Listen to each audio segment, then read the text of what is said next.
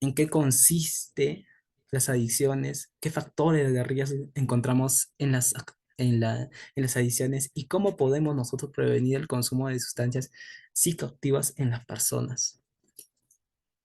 ¿No? Bueno, prosigo. Si hablamos de las adicciones o enfermedades físicas o psicoemocionales,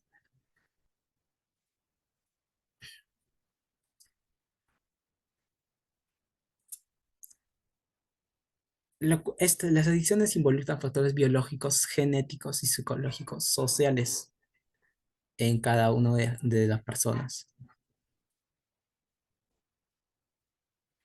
la cual este episodio continúa de control, la cual distorsiones de pensamiento o negación ante una enfermedad. Por ejemplo, en las adicciones encontramos ciertas sustancias que prácticamente nos afectan a nosotros como personas, como físico y mentalmente. Por ejemplo, encontramos el alcohol, las drogas, los fármacos. Por otra parte, también el sexo, la ludopatía, la pornografía, televisión, por internet. Toda adicción está relacionado a que prácticamente donde una persona ya no puede controlar o sobrellevar esta adicción. No simplemente se trata del alcohol, las drogas, también se puede tratar de a unos ciertos juegos, etcétera. Por ejemplo, si hablamos de las drogas, mayormente estas, pues las personas lo suelen usar, utilizar, y la cual estas personas toman a repetir, prácticamente lo consumen por simplemente un placer, ¿no? Esta pues no tiene ninguna indicación médica y si la tiene pues puede utilizarse con fines no terapéuticos. Estas son pues capaces de alterar el funcionamiento psíquico y la cual distorsiona nuestro pensamiento y prácticamente nos lleva a un, ¿cómo no decirlo? Al más allá prácticamente. El consumo prácticamente de estas sustancias se define como un nivel o patrón de consumo que conlleva un riesgo para la salud. Cuando nosotros decimos consumo o riesgo, esta pues se define como un nivel o patrón de consumo que conlleva un riesgo. ¿Para quién?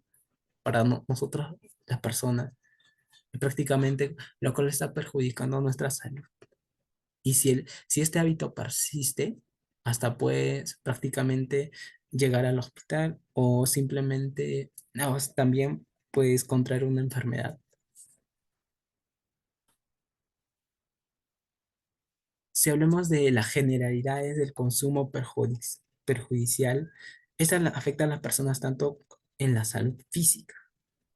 Por ejemplo, si hablamos de la cirrosis hepática, como, como en su salud mental, la depresión la depresión como resultante del consumo. Por otra parte, también en generalidad hablamos de la intoxicación, la cual es este estado más o menos o breve de la discapacidad funcional psicológica o motriz inadecuada por la presencia del alcohol o en el cuerpo. Creo que tal vez algunos lo han experimentado, pero en otras ocasiones tal vez aún no. Ya sea aún con un nivel bajo del consumo, ¿no? Lo cual está, pues, este periodo que sigue en la intoxicación. Prácticamente nosotros al diagnosticar la dependencia, por ejemplo, hay deseos intensos o vivencia de una impulsión a consumir una sustancia. Prácticamente que cuando una persona lo consume, prácticamente ya no lo puede dejar, ya se vuelve adictivo. Y la cual el mismo cuerpo reacciona frente a ello. Lo cual está también trae la disminución de la capacidad para poder controlar el consumo. Ya no es como antes. Es como decirlo, "Oye, ayer lo pude consumir poco, pero a veces cuando prácticamente lo que se consume a diario, ya esto no se puede controlar. Prácticamente se puede sobrellevar la dosis que está realizando el consumidor. Por otra parte, también tenemos la disminución de la capacidad para controlar el consumo. La C, síntomas somáticos de síndrome, de un síndrome de abstinencia, ¿no? Por ejemplo, tenemos también la tolerancia, la cual es de tal manera que se requiere un aumento de progresivo de la dosis de la sustancia.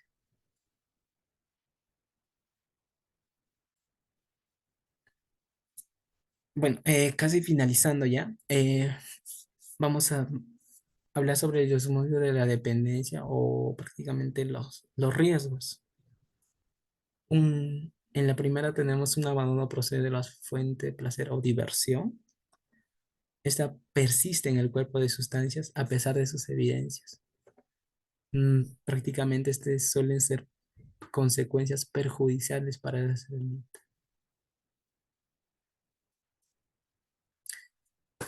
Bueno, ya terminando, si hablamos del consumo agudo, aumenta la dopamina, la extracelular, la cual está pues sobre todo el núcleo accumbens estriado del área límbica terminal. Cuando hablamos del consumo crónico, disminuye la disponibilidad de dopamina, ya que este provoca la pérdida de afinidad de sus receptores y como las consecuencias de los procesos de adaptación a este cambio, lo cual aumenta el número de estos, ¿no? Por otra parte, también tenemos las generalidades. Por ejemplo, si hablamos de las dosis bajas, tanotal aumenta la liberación de no- noradrenalina, mientras que la dosis altas se disminuye. Cuando están en un aumento de nivel del alcohol en la sangre, también se hace la liberación de noradrenalina para disminuir cuando desciende y pueda volver a elevarse con la abstinencia, ¿no? Bueno, eso sería todo. Muchas gracias por la